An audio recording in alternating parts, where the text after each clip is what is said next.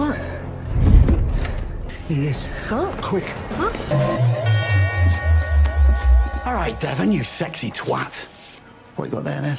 This is my morning star. Looks like you've been reading a bit too much Dungeons and Dragons on the inside, mate. D&D's for geeks and fucking nonsense. I'm into the real shit. Fairies. You shouldn't be hanging around with his type.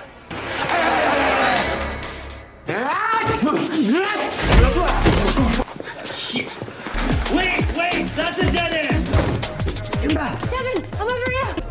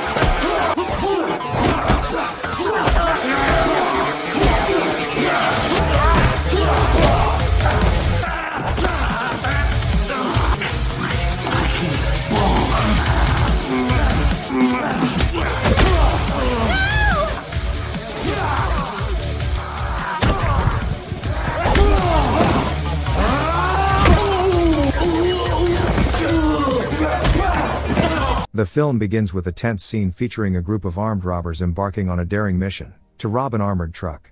They swiftly take control of the situation, forcing everyone in sight to surrender. In the chaos, one worker manages to escape. The robbers struggle to open the cash and transit boxes, facing frustration and failure. Just when it seems all hope is lost, Devon, one of the robbers, suggests trying the code 007, and to their surprise, it works. They quickly begin stuffing bags with cash. However, their plans are soon thwarted when the escaped worker activates the alarm. The robbers scramble to flee before the police arrive. Devon stays behind momentarily to erase their fingerprints and blow up the truck. As he prepares to leave, he asks George for his share of the loot, and George tosses him a bag of money. Devon informs him that he will be waiting at the airfield and rushes to his car, where Veronica, his girlfriend, is already waiting. The two lovers have dreams of visiting Santa Monica Pier after their successful heist. Upon arriving at the airfield, they eagerly anticipate their escape, but George is delayed. Frustrated, Veronica questions Devon about their plans and why they must fly at night. Devon reassures her, insisting she should trust him. He explains that their accomplices, Kyle and Tablee, are at different airfields ready to take off as well. However, as they wait, sirens blare nearby. Devon decides to check the bag of money before making their escape, only to discover it is filled with worthless papers. Before they can react, the police, led by Officer Jackson, surround them and order them to surrender. In a desperate attempt to buy time, Devon tells Veronica to trust him and pretends to hold her hostage while threatening the police. Just as he tries to assert control, his phone rings. It's his mother calling. This distraction allows the officers to storm in and arrest him. The scene shifts to Trent, who is enjoying dinner with his colleagues when one of his men delivers unsettling news that leaves him visibly shaken. We return to Devon, who is being released from prison after serving 5 years of an 8-year sentence for his role in the robbery. Having behaved well during his incarceration, he is granted parole. Once free, Devon seeks out his old arms supplier to procure weapons for his next move.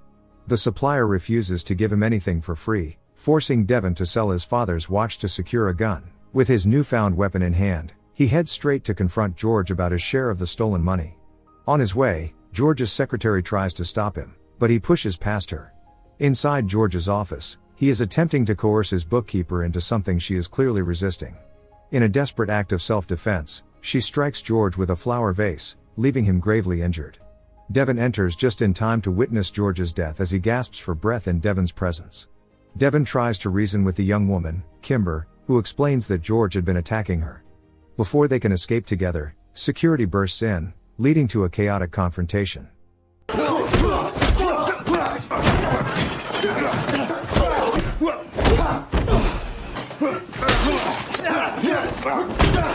Kim pleads with Devon to take her away to safety, but he insists she should report the incident to the police. She refuses, claiming that all the officers are corrupt and that this was not her first encounter with George's violence. Meanwhile, his secretary discovers his lifeless body and immediately calls the police. The scene shifts back to Trent, who receives the grim news from his right-hand man Wilmore about George's murder and the absence of any witnesses who could provide information about what transpired.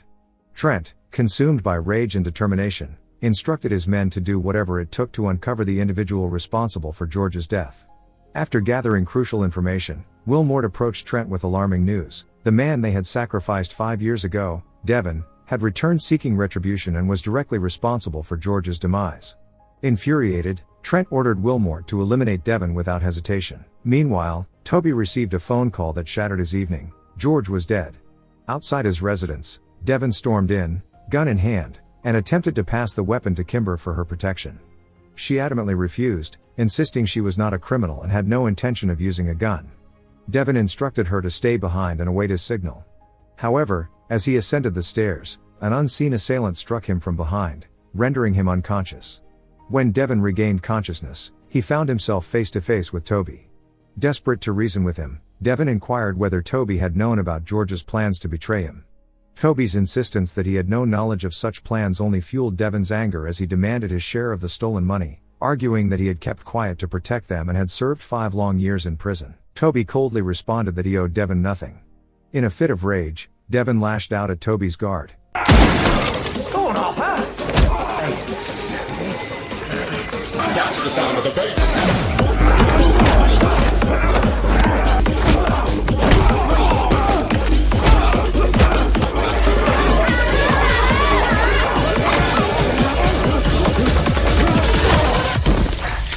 But just in time, Toby trained his gun on Devon once more. Fortunately for Devon, Kimber arrived and intervened. Outside, Trent's men stormed in, but Devon and Kimber managed to escape to their stolen vehicle.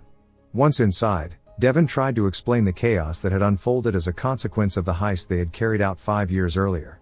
He expressed his frustration at not receiving his share and recounted his dreams of visiting Santa Monica Pier with his girlfriend Veronica, dreams that had been shattered during his imprisonment. That evening, they drove to see Veronica. Upon arrival, Devon was taken aback to find her holding a baby. She welcomed him inside and introduced him to her daughter, Ellen. This is Ellen. She's a little sweetie pie. Veronica explained that after being cut off from communication during his time in prison, she had no choice but to move on with Adam, her new husband, and take up work as a mechanic.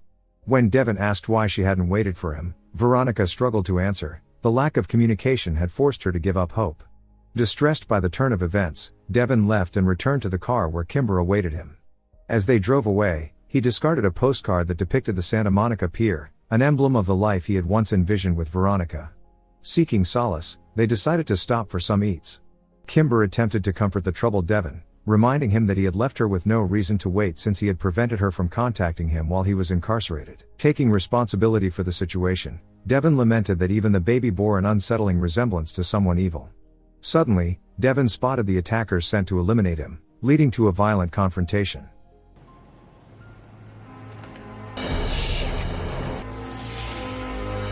What? He is. Huh? Quick. Huh? All right, Devon, you sexy twat. What you got there then? This is my morning star. Looks like you've been reading a bit too much Dungeons and Dragons on the inside, mate. D&D's for geeks and fucking nonsense. I'm into the real shit. Fairies. You shouldn't be hanging around with his type.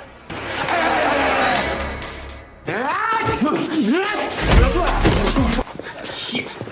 Wait, that's a dead end. Devon, I'm over here! Put that foot.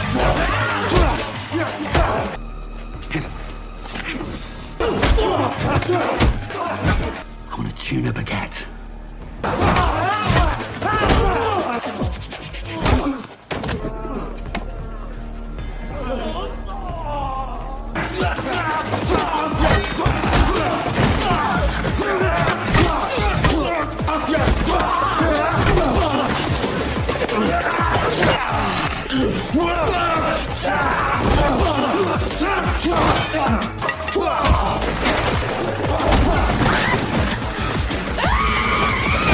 After narrowly escaping their clutches, he formulated a plan. Feeling abandoned by everyone else, he resolved to seek help from his only remaining friend, Kyle. Meanwhile, Trent met with Officer Jackson, who issued a warning about impending danger approaching them due to their actions. Trent dismissed Jackson's concerns with a joke about having been on the streets since Jackson was a child and insisted that stopping him would require a battalion. Back with Devon, he reached out to Kyle for assistance and arranged a meeting. When they finally met, Devon confronted Kyle about why he had aligned with the others and betrayed him. As the conversation unfolded, Kyle reluctantly divulged everything he knew about the betrayal that had turned his life upside down. He explained that they had divided the money into 4 parts and that Toby had threatened to kill him if he revealed anything. After hearing this, Devon expressed his regret for hitting Kyle, and Kyle assured him that he would make amends. Devon then mentioned that Kimber needed a competent lawyer to assist her with her troubles. Kyle promised to help her find one and left to make a call. Meanwhile, Trent gathered his trusted men and set out on a search. And on the other side, Officer Jackson assembled his own team, informing them that Devon was at Kyle's residence but instructing them to follow orders carefully to avoid any collateral damage. Back at Kyle's place, Devon was taken aback when Bishop suddenly stormed in, leaving him puzzled about how Bishop had discovered their location. Kimber revealed that it was Kyle who had betrayed him once again, igniting a fierce argument between them.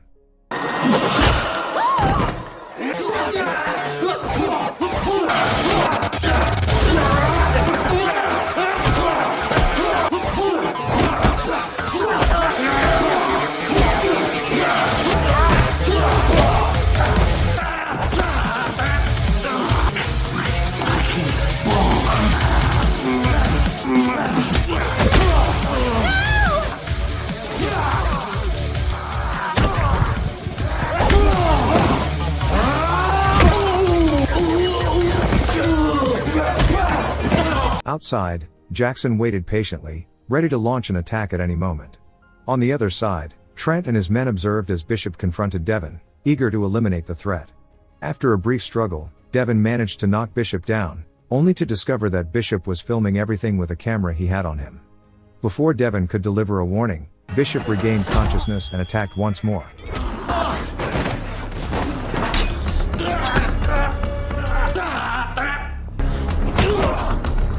Kimber intervened, snatching the camera from the ground and stashing it in her bag while rushing to save Devon.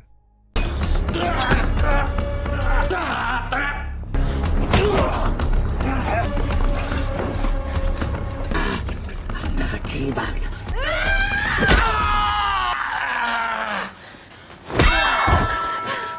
Meanwhile, Jackson and his team stormed into Kyle's residence in search of Devon. Fortunately, an injured Devon and Kimber managed to escape just before being spotted. Realizing they had missed their target, Jackson instructed his men outside to scour the streets for any sign of them. Trent and his crew, having access from the camera Kimber had taken, learned where Devon intended to go and drove off toward the river. On the run, Kimber spotted a carousel, a place similar to what Devon had always dreamed of visiting with someone he loved, and suggested they take a moment to rest there. Later that night, Trent and his men arrived at the carousel, catching Devon and Kimber off guard. Devon was astonished. He had no knowledge of Trent or Wilmort's involvement in the events that had transpired. Wilmort confronted him, explaining that the deaths of George, Toby, and Kyle came with consequences. He revealed that they were all associates, with Trent as the mastermind behind their schemes. Desperate to protect Kimber, Devon pleaded with Wilmort not to involve her. Before she could be released, Kimber asked why they intended to kill Devon. Wilmort coldly replied that it was because he had killed George, Toby, and Kyle. Kimber quickly countered that Devon hadn't killed any of them. She had shot George in self-defense when he attempted to assault her, Bishop had killed Kyle, and Toby's accidental death occurred when she shot him in the leg, causing him to inadvertently shoot himself in the head.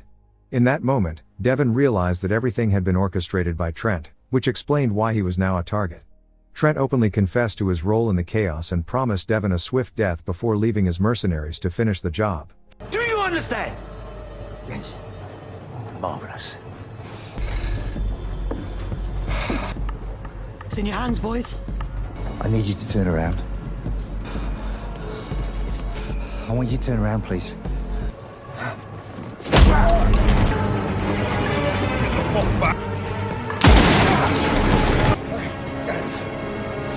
Just then, Jackson and his men arrived just in time to rescue Devon and Kimber. However, due to severe injuries sustained during the confrontation, Devon fainted. Back at home, Trent sipped coffee when his wife delivered a message that he had a guest waiting outside. When he stepped out to investigate, he found Jackson and his men poised for questioning. 6 months later, Kimber visited Devon in prison.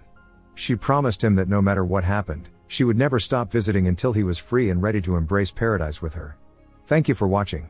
If you're new here, don't forget to subscribe for more recaps. Until next time, have a wonderful day.